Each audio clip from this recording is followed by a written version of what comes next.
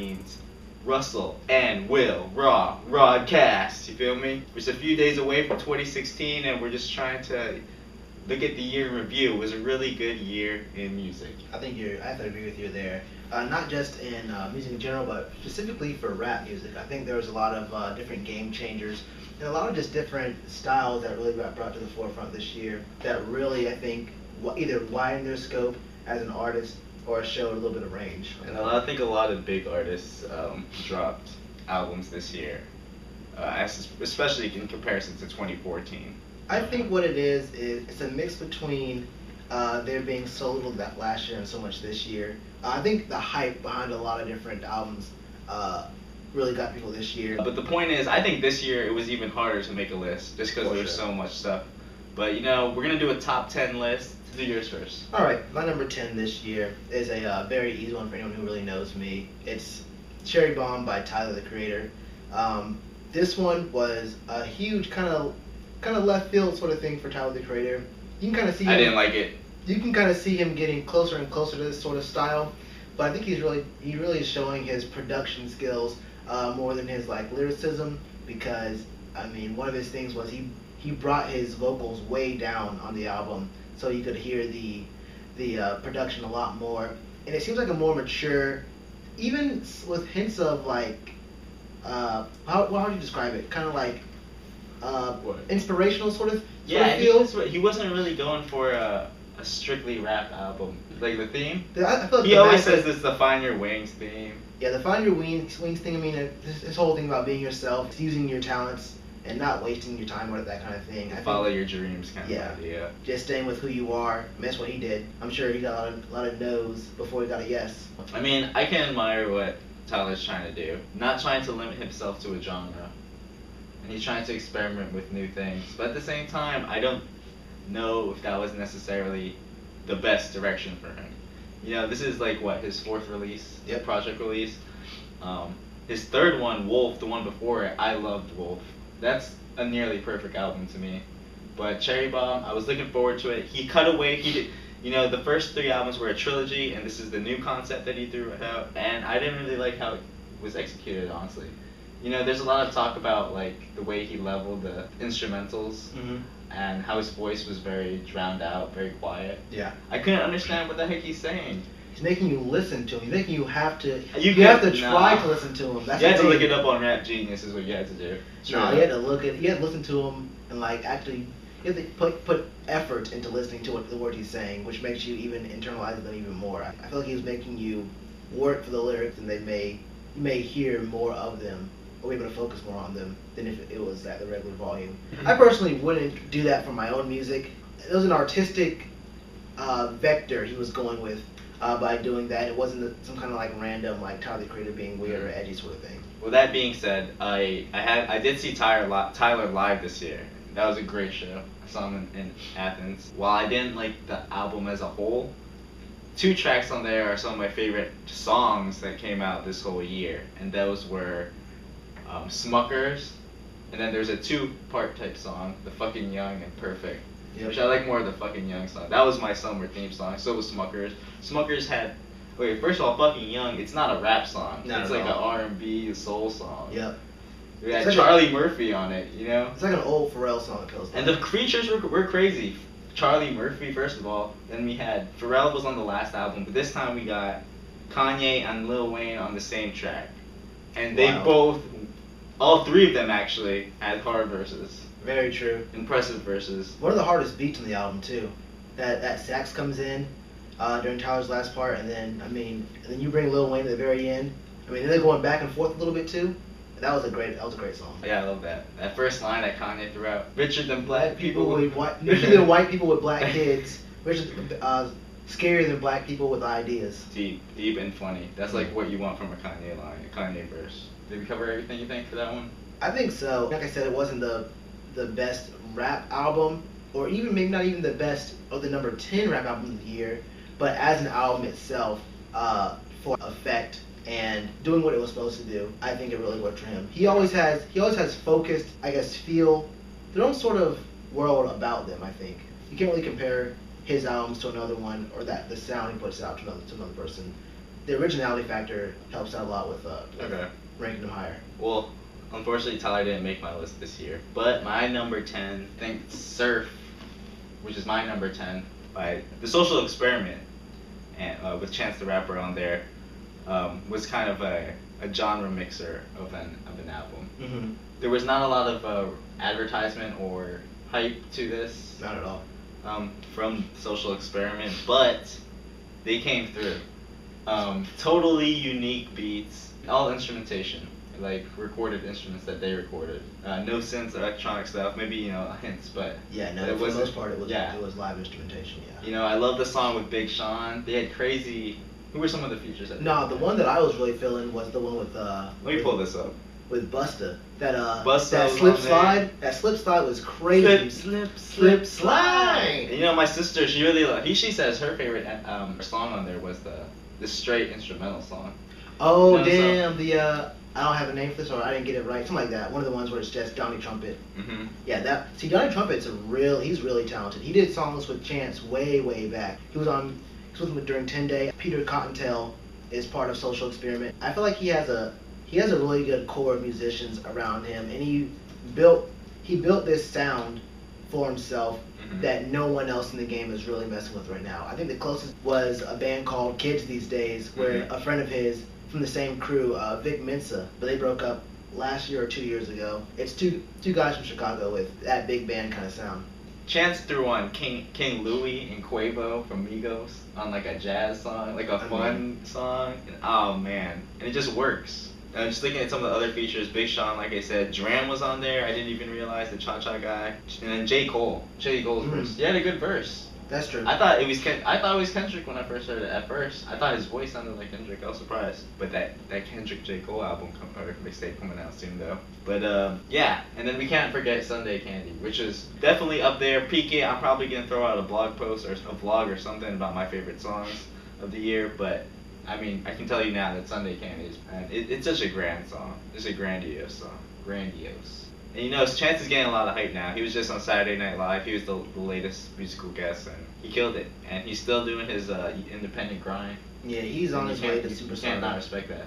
He's on his way to Universal Super. He's gonna be on Kanye's next album. I'm calling it here. Of course. You heard it here first. Okay, next one.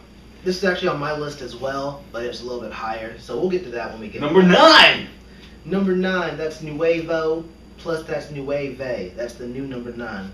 Alright, so for my number 9, I had the Young Fashion Killer. A$AP Rocky. Allah. At long last. A$AP. Allah. $sign right there. For me, this... Rest in peace, A$AP Yams. This one time for A$AP Yams. I poured some out, but we're in my garage.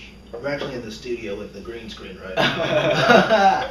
We're in NBC Studios right now. But yeah, this to me made the list. It wasn't like Cherry Bomb. It wasn't the greatest rap album, but his best work has always been on the mixtape.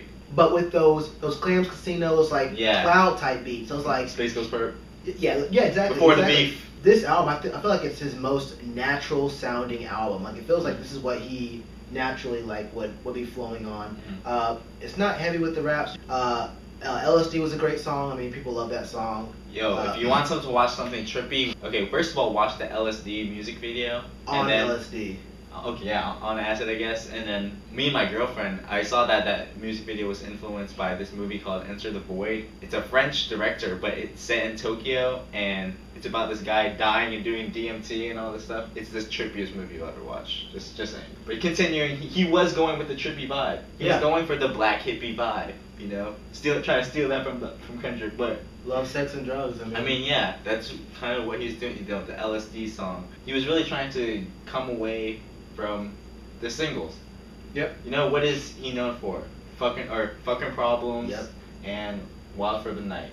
He kind of disowned Wild for the Night from what I've been reading. It's a rapper on a Skrillex beat. It's a rapper on a Skrillex song. I mean. Hey, he's making guap with him and Major Lazer are doing Diplo. Yeah, they have their own. Jack U. The trippy vibe, the hippie vibe. I like that he was going in a different direction, trying to step away from those pop hits, LSD's a weird song. It's not a hip hop song. It's like a singing. He's trying to sing, But It's like a I can wavy- definitely appreciate what he's trying to do. The thing about that, what's so ironic about him, at that point you made about him getting away from that pop kind of vibe, I feel like right now in music, that what's becoming more pop is that kind of more like wavy, like drug kind of music, like with like the vibe that Future's throwing out there. That's really the biggest example you can give right now about that kind of song, like the kind of sing-songy, but with a little bit of rap in there over those really smooth, like kind of spacey but darker beats. Drizzy changed the game. Yep. He did. And Kanye before that. I mean, the Weeknd too. I mean, in a way, I guess, which about with 808s or? Yeah, just like showing your emotions, like the sensitive. Yeah, coming in sensitive and touching R&B. You're allowed to bend that. Yeah. That way. I feel like a lot more artists now are like bending the mold of being just a rapper. Like you have to be like a multifaceted sort of artist with at least being able to have the mixing down enough so it sounds like you can sing. Then it'll work out for you. But yeah, that was my number 9. What a time to be alive, isn't it? That we can do things like that now in the game. And that's a perfect segue to my number 9, which, believe it or not, is What a Time to Be Alive. I'm sipping lean. But yeah, a lot of people might hate me for this. You know, there was a lot of hype to this in the blogs and conversations with people that this project kind of just came and went in a way. I don't know, because it was all club banger type songs. But you know what? I really like What a Time to Be Alive. Drake, he had a great year. You know, the Meek Drake beef. It was a very defining moment of the year. I agree with in the sense of music. For me, it didn't really hit me all too hard. It was a very mismatched beef, in my opinion. But this is something that the game needed. We were been waiting for, you know, hip hop is competitive. Hip hop is competitive. I mean, there hasn't been anything that big of a story since the Control verse, so I guess you're right. And even the Control verse wasn't really a diss in the sense that it was direct, and I love it. I think it's perfect for the game. You know, people are trying to one up each other, and that's good. It's only gonna make the music better. It's good, but then again, it's Drake versus Meek Mill. So I mean, it wasn't like what do you expect? It's gonna lead up to more, and it's gonna make, if it doesn't make Meek Mill's art better, it's gonna make Drake's art better. We wouldn't have these songs if it wasn't for that. And just the things he's been dropping, like Hotline Bling was just a throwaway song on his Apple radio show. It was just a throwaway song, and it became the #1 song of the fucking year. Like, it's crazy. But back to What Time to Be Alive. I love Future. I love his output, that he's willing to put out so much music. He's consistent, and it's likable. But I wouldn't say I'm the biggest into that kind of genre of rap, that really trappy kind of stuff. But I think this was a good medium for me. First of all, if you want to understand what Future is saying, this is one of the better, I think, projects to go to. Would you agree? I mean, they're just club bangers, but I really like them. You know, one of the best producers of the year, Metro Boomin, DJ Esco. It's just showing, you know, just where trap can go, you know. But the production there was amazing, and as far as club hits, I think there was nothing really like that compared to maybe like Your Race Numbers or something, or some of the memorable songs in here. Oh, definitely Jumpman. I think Jumpman. Oh, Jumpman. Woo! Big Rings was huge. Diamonds Dancing. I think those are my three. I think Diamonds on Me Dancing was an epic song. This is not my top 10 list. I think the album was good. My thing with this particular album is it felt rushed and inorganic. You put Drake on any song, any beat really, and people are gonna listen. So you put Drake and Future on a song or on a tape together. I mean, it's gonna be popular no matter what. Mm-hmm. The songs could have been bad, and they would have still been popular. I like Big Rings. I like Diamonds Dancing. And I liked... What do you think about their individual tracks? Those were good tracks. The thing for me was, the sounds were complimentary, but it didn't feel super cohesive. Maybe like two different consistencies of paint being brought together that you think you're mixing together to make one color, but it's maybe a shade or which two color off. Is Drake or which color is his Future? I'd probably have to say... It's like mixing purple and green. What do you get? Slime. But, hey, this is not a Young Thug mixtape. But for me, it just... I can't even say that I didn't like the songs. It just didn't... For me, this wasn't a top 10 rap album of the year. where it felt like serious work was being done on it. It was a collection of bangers that Drake and Future put together. I can agree with that. I knew me ranking this would be a little controversial, especially with you. You know, it's a mixtape technically. That is sold on iTunes, so but I mean, the way they did it, it's the the- way a mixtape okay. is classically thought. before we get, I'm sorry, I don't really know. Not the way it was released, the way it was made though. True, yeah. Like you said though as well, you put, like I said, you can put Drake on any song, it's gonna be a hit. Future on any song, it's gonna be a hit. But you had the production from Metro Boomin, and almost any Metro Boomin. This was, see, you said it was Drake's year. This I is think this is why I like it, dude. This was the year of Metro Boomin. Here, go on. This is what I'm saying. I understand that it was a little rushed. I understand that, you know, we're trying to put these two different clashing artists with totally different sounds together. But I just love it was just the perfect timing for this thing to drop. The hottest mainstream artist, Drake. The hottest, like, you know, in the game artist. You know, by, you know, that kind of audience, the real hip hop audience, Future. That's who's being bumped right now all the time. It was it was a culmination of some of the greatest things going on in 2015, and that's why I love this project. This was like, I feel like this album was kind of like stacking a team in like Madden or any kind of game. Like you put Jordan, Kobe, and like Steph on a team together, all in their prime, and then you win the game. You win the game by 50 or 40, and you go around bragging about it. I mean, of course you're gonna smash. When we were waiting for this thing to drop, I was driving from Myrtle Beach to Athens, Georgia, and I was texting Will. I was like, bruh, I'm trying to find the leak for this. I'm trying to find a link to this thing, but you have to download Apple Music. Yeah, that shit was weak. Yeah, I definitely will agree that shit was weak. You had to get Apple Music for it. How did I end up with that? I got that free trial right when I found out he was releasing the diss tracks. That's when I got the free trial. I was like, I gotta listen to this. My number 8 is by Number 8. Is from a youngin' from the Beast Coast, the one and only Joey Badass. With his album, which could either be read as Badass I love Joey. or Before the Money. When he first tweeted the title of the album, I was like, yo, greatest title crazy. ever made. That was the greatest album title ever made. It's written in lead speak pretty much, or I mean pretty much just the Badass. The A is a 4 and the 2 S's are money signs. Yeah. So it's right here. It's like before the money. You can say what you want to about how his sound is typical classic boom bap New York kind of style. There's nothing wrong with that. But I think what he does, where others who use that kind of style and him, the difference between those two is that he has a different kind of flavor to it. Like that, he has that aggressive New York sort of grimy sort of flow about him. But it's he's youthful. Lyrical. It's youthful and it's very, very lyrical. Big Dusty, which is the leading single off the album, was a great song. And then number 99, Save the Children. Let me check some of these songs. I love the song Curry. Yeah, no, Chicken Curry, yeah. Curry. That was because his mom. Asians gotta love that song. You know, he got the Jamaican parents, but Yes, you know, yeah, his mom. us Asians, we f with the curry too. So I love that. I love that song. The Asians and then the real Asians. You know, I think what we were all scared is how he was gonna separate it from the mixtapes. Yeah, because with having that one very defined style, that boom bap style, it's kind of hard to show a lot of range when you're dealing with just that. And sometimes the beats can like melt in your head and kind of sound the same a little bit.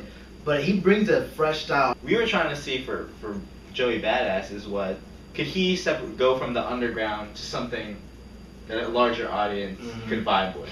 And I think the answer is yes with this project.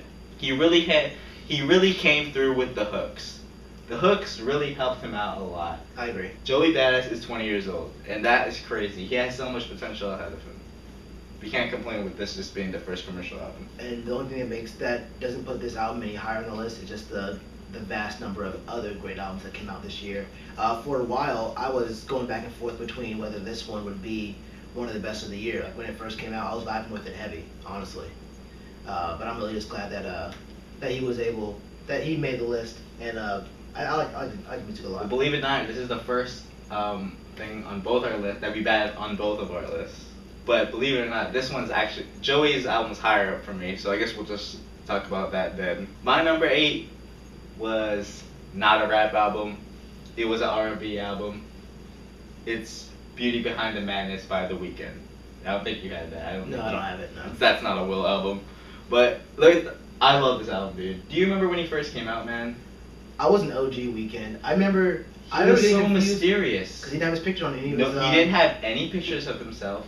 All his tapes have that. These black and white mixtape covers. And of course, we didn't know about him until Drake brought him out. But like, yeah, The Weeknd was just so mysterious when he first came out. No one knew who he was. He was just this dark figure lurking in the internet. And now he's a huge pop sensation. His last album, I was feeling Kissland. I like Kissland. Kissland People sucks! People hate Kissland. I don't know why. I like sucked. it. I like Kissland. No. I like Kissland. Kissland sucked. Even The Weeknd will probably tell you that it wasn't commercially successful at the most. He wants to be more pop now. He was going for that really, really dark, like, I don't give a fuck. Well, the thing is, I think The Weeknd with this album is still being very true to himself. I think he's very, very, very pop. This is extremely pop compared to those first couple. He's always been super Michael Jackson influence. But those feels are a lot less pop than these again. No, it doesn't matter, dude. He makes great pop songs. There's nothing wrong with pop music. No, nothing wrong with This pop. album is actually produced by Max Martin, and Max Martin, do you know this, Will? The majority of music that we listen to on the pop radios now are actually produced by Swedish people. Max Martin is one of those writer-producers that has worked with like Britney Spears and all these artists, Katy Perry's, and with working with him, I think The Weeknd just made a perfect album that everybody can listen to. You know, the Swedish. Now our moms are bumping these songs. You know, The Weeknd songs. Yep. I Can't Feel My Face, but he still has that edginess, and I love that. With Can't Feel My Face, I mean, it got kind of annoying after a while, but I love that song when it came out. The Hills. When that single, everyone was feeling that song. I love that he's so true to himself. Like, he's talking about the drug shit still. He's talking about low key, like, lurking in the dark. You just picture yourself cruising at night, listening to that song, and I love. The gated residential. Yeah, and I'm just trying to get you out the friend zone. I love it. I love music nowadays that they just that are really relatable, has the lingo. That we're using. Like when Drake said, "Girls asking me for the code for the Wi-Fi," like that shit. I mean, just so they can show a picture of their friends. That shit was extreme. You can see that shit. Let me tell you this about the Drake thing. When Meek Mill kind of said the whole writer thing, I mean, I know he's not using a ghostwriter all the time or whatever, but just the knowing that someone's using a writer in hip hop, we're looking for authenticity, and it just a little bit kind of, I think of Drake a little less in that sense. I know he came back with great songs that he wrote himself, but you know what I mean. Yeah. I mean, my 2 cents on that really is, now when you get to a certain point, there's no shame in having a co-writer or someone write with you. And that is how Kanye operates. Exactly. He has a huge production list, a huge people who write for him. It's essentially a conference. But how this connects with the Weeknd thing is, if you read the Rolling Stone article, The Weeknd says that Take Care, Drake brought on The Weeknd for the song. What is it called? Dun dun dun dun dun. Loving the crew. Oh yeah, loving the crew, loving the crew. That song, epic song. But according to The Weeknd, most of that album was gonna be for The Weeknd's project. Were The Weeknd songs. Oh damn. And it's just it makes me so happy that The Weeknd didn't sign with OVO, that he's doing his own movement. I love that so much. That's a great. It's so good for him, especially for an artist that started out very shy, didn't like publicity, was all about his art. Yeah. It's so respectable. I respect everything he's doing. And the Kanye produced track 2, Tell Your Friends, with the guitar, it sounded just like Devil in a New Dress from the My Beautiful Dark Twisted Fantasy album. Oh, and the song at the end, he did the most epic pop ballad. It was so funny listening to him because it sounded like a Celine Dion song. He was like, "Free the children." Like, what's the title of that song? Yeah, Angel. Go listen to Angel. Celine Dion could have made that song like 10, 20 years ago. So yeah, that's my number 8. Number 7, Lucky 7. My number 7 is something that I know for a fact you do not have. Nah. That will not be on many lists this year because it came out right after Kendrick, I believe. But it's Ludacris's album, Ludaverse. He had what I feel like was one of the more, I want to keep using this word, organic sounding albums. I think production wise, this is one of my favorite albums. And I mean, Grass is Greener. It's always greener. Yeah, David Banner, that was a dope. The Ludaversal intro. Get Lit was a great song. It's one of those club banger. I mean, there are a lot of great songs on here. And I got into that Big Crit. Yeah, Luda and Big Crit have great chemistry. Luda has a flow that no one else can really even come close to mimicking. Like it really does. He's very unique. He's a very unique rapper with a very unique style. It's almost heavy with punchlines, but it's at the same time it's extremely lyrical too. And he has a good ear for getting beats and that kind of thing. And he was on his acting tip for a long time. He even addresses a lot of his too fast, too furious. You remember that song? That's an OG. But he even addresses how he like on Grass is Green. He addresses how like he was doing all those movies and he missed doing his raps.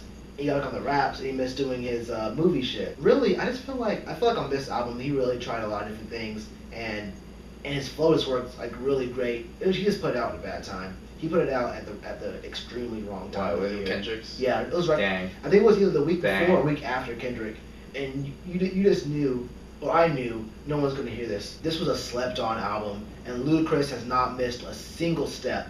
I listened to all of his albums. He was actually my very first rapper that I actually got into. I will give you this, Luda. You were great on the Justin Bieber roast on Comedy Central. You were hilarious. And then Justin Bieber song, Baby. I love Luda's old stuff, and I agree that he's a very unique artist, and I would like to see his career come back in music. In music, yeah. My number 7 is the white boy himself, Mac Miller, with Good AM. What? Let me tell you how my experience as a Mac Miller fan. I know I listened to that with the Kids mixtape. Was that his first one? Yep. The Kids mixtape. You know, I was kind of late onto it. I was late onto it. But I mean late, like a year late. Maybe not like I just got onto it right now. Mm-hmm. But I vibed with it. I liked it. But I didn't think Mac Miller was gonna be a long-standing figure. And with every other project that he came out with, I didn't really like. I thought they were overrated. I always thought there was good singles, good tracks. Even Macadelic, with like Lil Wayne on there. I didn't really like that project. Good question. God damn. But when Mac Miller dropped, I think last year or the year before, he dropped this mixtape called Faces with like 20 tracks on it. Yep. Schoolboy Q feature. Earl had 2 songs on there. Mac just gave us this most left field, weird project, but with as far as instrumentals, but with straight spitting. He was going so hard on the things he was saying. He was going in on his real shit, some emotional shit. There was some sad shit on that. His drug addiction. Things really like drug that. addiction and money. It was very about like inner problems. He was funny and he was just very theatrical and such a unique project, and I loved it. And from then on, I was caught on. And now back to Good AM, the project that came out this year, an actual album, not a mixtape. I think he brought a lot of that good stuff from Faces and brought it onto here.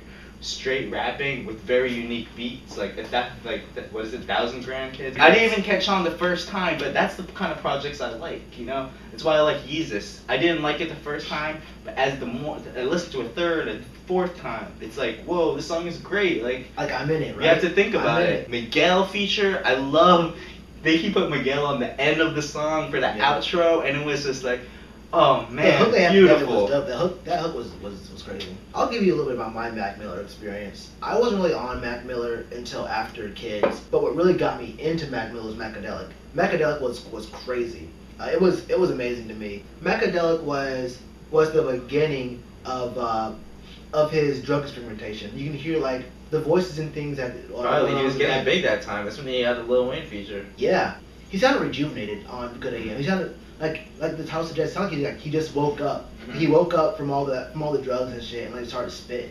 Like I don't know, man. Like Brand Name, like you said, Brand Name was an amazing song. If you haven't listened to this album, you know it wasn't a What a Time to Be Alive. It wasn't a Kanye album, but you know check it out if you've ever liked one Mac Miller song. But, The RAW'dCAST.